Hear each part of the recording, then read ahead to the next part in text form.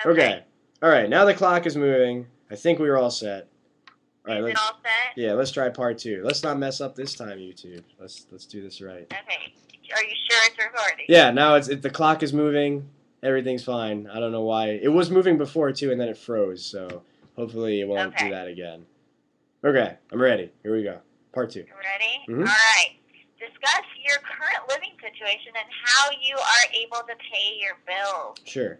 I currently live at home. I live with my parents, and actually, there's a new member of the house. My drummer moved in with me a couple of months ago, and he graduated from Northeastern, and he's actually from Anchorage, Alaska. So for him, it was either go back to Alaska and commute to rehearsal, which is a lot of frequent flyer miles, or to just come here, and we had the room. So I said, come on down, man. So for the first time, I have a brother, which is really cool.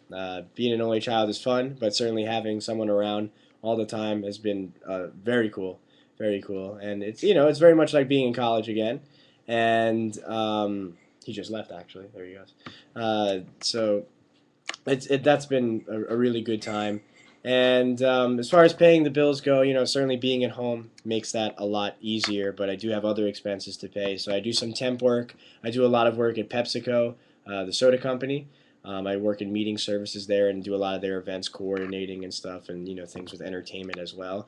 And also on the side for myself, I do private music lessons for vocal, piano, and actually have a guitar student as well. So that's how I make my income, and of course from music when I play and any recordings that I've done. Don't worry about rushing through it. It's not a big deal. Okay. I know you're stressing. Tell me a little bit about all the instruments you played, and how you got into those and all that. Okay. I started with piano when I was 7 years old. My music teacher in elementary school approached my parents and said that he thought I would be a good student for piano, and they left the decision completely up to me. And at first, I was on the fence about it because I didn't know anything about piano, but I decided to do it, and it was the best decision that I could have made. And then 2 years later, it was the time to choose if you wanted to be in the concert band at school, which I certainly did. And I selected initially actually to play trombone. And I was a skinny kid. I was a really small kid. So then after thinking about it and some persuasion from other people, they said maybe a brass instrument. It might be a little too much. So I then said, okay, I want to do saxophone. And to make it for the sax, you actually had to do a little audition and pass all that because they didn't want too many saxophone players. So I got in and I played alto sax, and then eventually I learned to play all the others once I got to high school. And in middle school, I formed my first garage band, and we played all the school dances and local events like that. And we had rehearsal in my drummer's basement. So I started dabbling on the drums and taught myself how to play the drums there. And then once I got to college, I really wanted to learn guitar because as a songwriter, I felt it was really important to have a background in guitar too because I love guitar driven music. So if I could learn some riffs and if I could learn, the chord structures there and how to communicate with a guitar player a lot better, then that would just make it a lot easier on myself. So I taught myself a little bit of guitar, and the one instrument I left out was in high school. There's marching band and the orchestra. So they actually approached me and said, "Would you consider playing oboe for the orchestra?" And I was always a fan of the oboe. I love the sound of it. It's a very melodic instrument. So I learned how to play that, and it was a real challenge. It's very delicate, and I love that instrument. I haven't played it in a while, but it's a beautiful instrument, and I would love to. I did a symphonic piece in college that I based around the oboe, but I would love to write some more music for the oboe. So those are the instruments I played. Awesome. Hmm. Tell me a little bit about your support system with your parents and discuss your family life growing up as an only child and your relationship with your grandfather. Sure. I have a very close knit family. I do have a big one, but they're not in the area, so that it's tough seeing them. My grandparents actually lived in the same town as I did on my mom's side. I never got to meet my other grandparents. So would be with my parents during the day, and then at night we would usually come over to my grandparents' house for dinner and spend the afternoon and part of the evening there. So it was always very much the five of us. And I don't have any first cousins on my mom's side, and those my uncles live a little bit closer. And on my dad's side, I do have first cousins who are a little bit older, but they all live in Europe, so it's very rare to see them. We've actually never been over there. They've come over here a couple of times, but it's very rare that we see them. So I'm really used to being the only kid, like the only kid. I have other cousins which who I haven't seen in a long time because they live further away out in California or upstate. So I was very much used to being around adults all the time, and I was very close with my parents obviously and my grandparents, and I had a very special relationship with my grandpa. Um, and being his only grandchild, I wasn't spoiled. I don't know if that's really a good term to use, but I was certainly the apple of his eye, and my grandma too. And my dad is very musical, so I got the music from there. And my grandpa is very sports geared, so I got my love of sports from him. And I used to play catch with him all the time out front and stuff like that. So that was a really dear relationship to me. And when he passed away, when I was 9, that was a real shocker because I didn't even know he was sick. I had no idea. And even the day before he passed away, we were together watching football on TV and doing stuff as we normally had done. And that was the first time I actually turned to music in a non-listening way. I had never done anything where I had just wanted to create, and I had been playing piano for 2 years at that point. So I actually just sat down and I started playing this little melody and fooling around on the piano because I didn't know what else to do. And these words came into my head, and I wrote them down. And I still have the original lyric sheet and everything, and all the chords I wrote on it. And that's the first song that I ever wrote was about my grandpa passing away. Oh, that's sweet. So your music helped you overcome that a little bit, Yeah, correct? yeah, absolutely. And then, Yeah, I really didn't know what to do. I didn't, I knew that he was gone. I don't think at 9 I really understood that he was gone forever. So I needed some sort of outlet to get my feelings out, and I turned to music, and it certainly got me through that tough period. what do you think? Obviously, you would like this to be a full-time career. Can you tell me about how much music means to you, and if you couldn't, pursue it, you couldn't make a living out of, what would you do? Those kinds of things. Yeah, music is everything to me. It was one of the first things I was ever introduced to. I love it. It makes me feel good.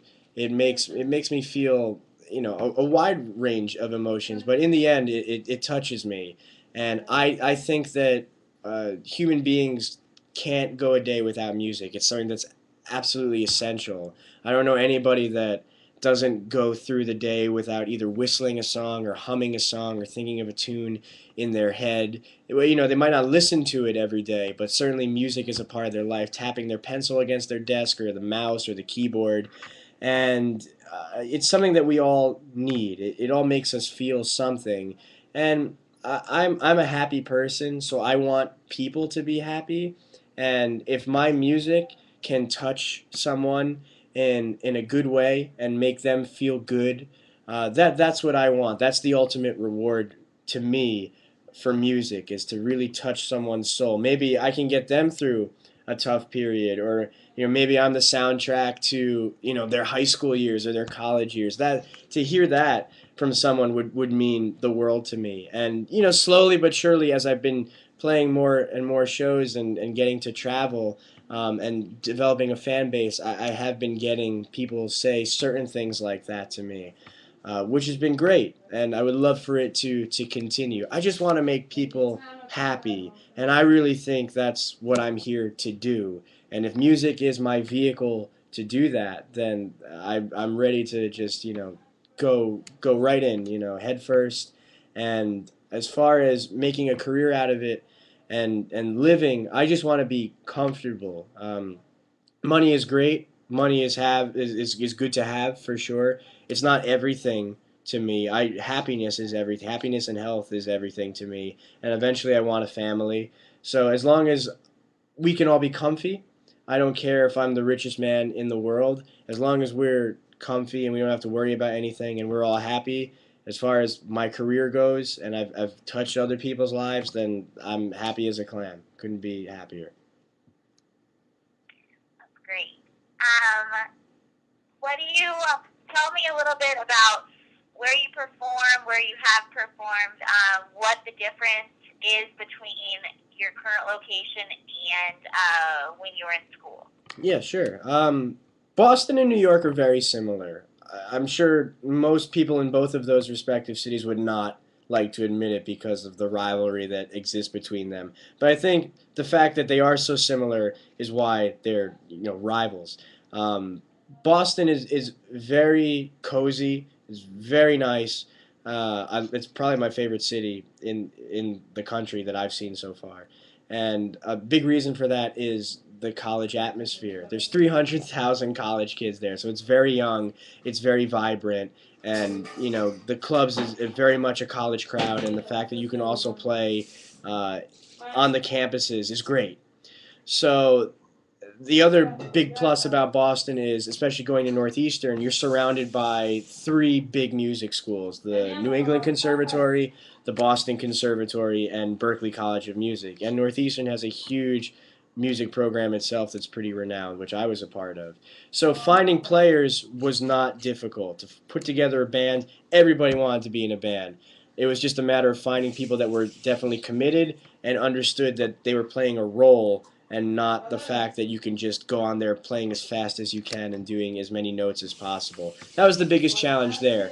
Here, there are less music schools, there are less music students and people in general. I'm not in New York City, so that makes it more challenging in the suburbs to try and find dedicated musicians that don't necessarily want to just do cover band stuff and play in a bar every weekend. Actually, want to make a career out of it. That's been the biggest challenge. But I've been fortunate enough to not have to worry about it and have players. But when you do need to find new players for whatever reason, it's been more challenging at home than it was up at school.